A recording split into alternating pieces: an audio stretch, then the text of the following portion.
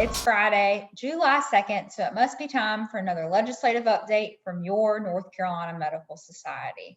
Well, we've gone live with Medicaid transformation. The go live date was yesterday and starting the Medicaid managed care process here in North Carolina.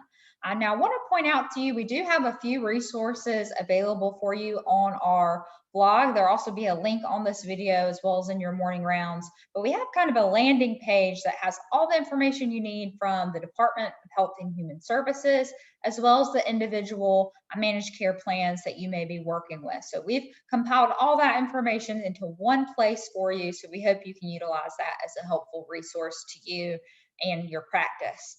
Additionally, we also have an issues forum where you can submit any problems or issues that you are having with the Medicaid managed care process or with a particular company. Please use this online form so that we can compile that information to see if those particular issues are happening across the board or with specific plans. This is incredibly helpful to us to better serve you and your patients as we're undergoing this transition. So please be sure to check out that webpage and that form on our website. I want to talk to you about the legislative session this week. First, I want to point out that House Bill 453, the Born Alive Survivors Protection Act, was vetoed by the governor. As a reminder, this bill is opposed by the North Carolina Medical Society and the North Carolina OBGYN Society due to its interference with the physician-patient relationship. Now, this bill was not brought up for a override this week, override vote, but we'll continue to follow this bill because it is likely that there will be an override vote should the votes be there. So to be determined, we'll be watching that.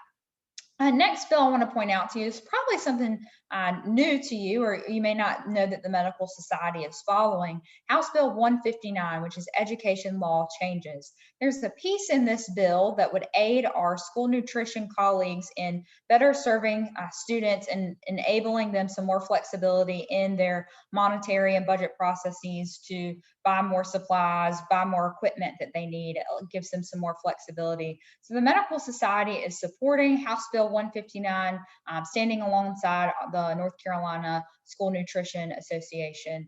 We actually spoke in committee on behalf of this bill and supporting it. So we will continue to follow this bill through the process as well. It moved through Senate Finance this week and still has a few more stops in the process. Move on to another hot issue this week that you may have seen in the news or your local paper, Senate Bill 711, the North Carolina Compassionate Care Act. Now, as a reminder, this bill was heard for discussion only last week in the Senate Judiciary Committee. This week in the Senate Judiciary Committee, it was passed unanimously. There was a lot of discussion and debate on both sides. The committee also heard from the public on both sides of this bill. It was a really lengthy committee and a lengthy discussion. This bill will now move on to the Senate Finance Committee as its next stop. Now, I'll remind you that the North Carolina Medical Society policy is to support more research as it relates to marijuana. You can look up our specific policy in our policy manual on our website if you would like more information on this issue. I'll remind you that this bill does focus on medical marijuana. So if that's something that you're interested in, want to learn more about the bill, check out our legislative blog for a link to that specific bill. Next, I'll move on to Senate Bill 257, which is the Medication Cost Transparency Bill. As a reminder, the Medical Society is supportive of this bill because it provides greater oversight and regulation of the PBMs, the pharmacy benefit managers. And we believe more oversight into these entities will reduce medication costs for patients. So that bill moved forward from committee this week and is moving on to the House Health Committee in its next stop. Now, the legislature is out for a long break due to the holiday weekend. They typically do take off a week for July 4th. This year is no exception, so we may not have a video for you next week, depending upon if there's any other news that's announced in the meantime.